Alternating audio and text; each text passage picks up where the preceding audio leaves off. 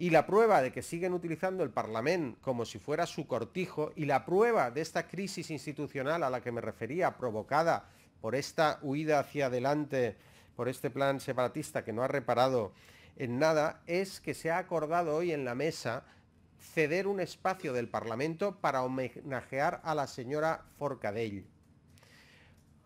Como diputado que fue una de las víctimas de los abusos que se perpetraron bajo el mandato de la señora Forcadell, como diputado al que el Tribunal Constitucional ha reconocido en sentencia firme que se vulneraron mis derechos, me siento indignado y ofendido porque el Parlamento homenajee todavía a quien causó estas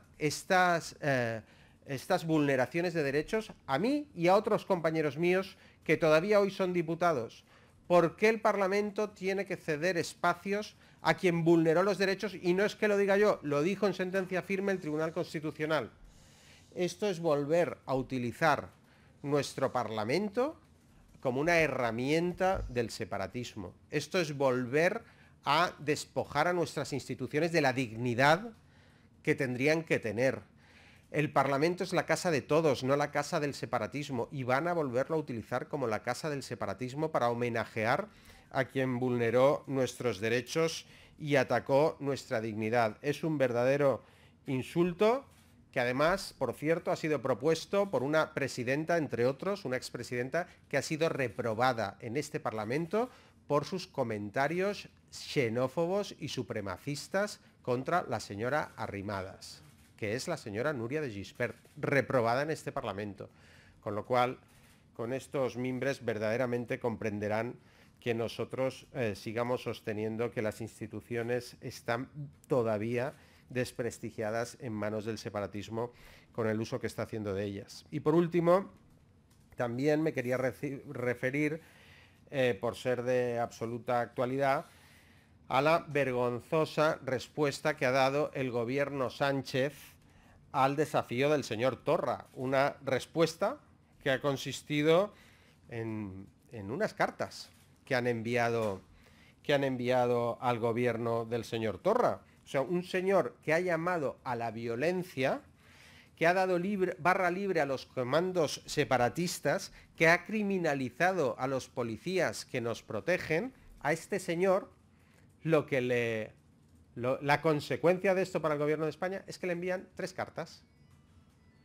Yo creo que el señor Torra debe estar temblando al recibir esas cartas. Debe estar pensando, uy, me han enviado unas cartas desde su recién salida dieta en el monasterio de Montserrat. Estará preocupadísimo por las cartas. Unas cartas no cambian nada. Lo que cambia las cosas es que se aplique en Cataluña la Constitución.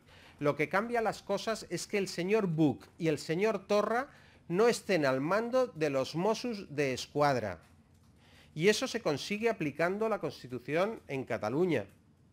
No tenemos que esperarnos al día 21 para ver si el señor Torra y el señor Buch acatan la Constitución y protegen a los catalanes. Ya han dado sobradas muestras de que no lo hacen. Han dado muestras de que quieren utilizar a los Mossos como una policía política y han dado muestras de que su hoja de ruta pasa por el conflicto bélico esloveno.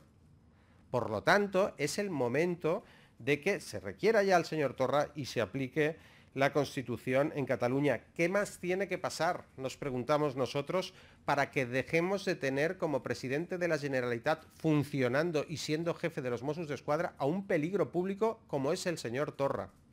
¿Qué más tiene que ocurrir para que Sánchez tome cartas en el asunto? Lo que ocurre es que poco podemos esperar, creemos nosotros, de quien se quiere mantener en la Moncloa gracias a los votos de sus socios separatistas, incluso a costa de la libertad y de los derechos de todos los catalanes.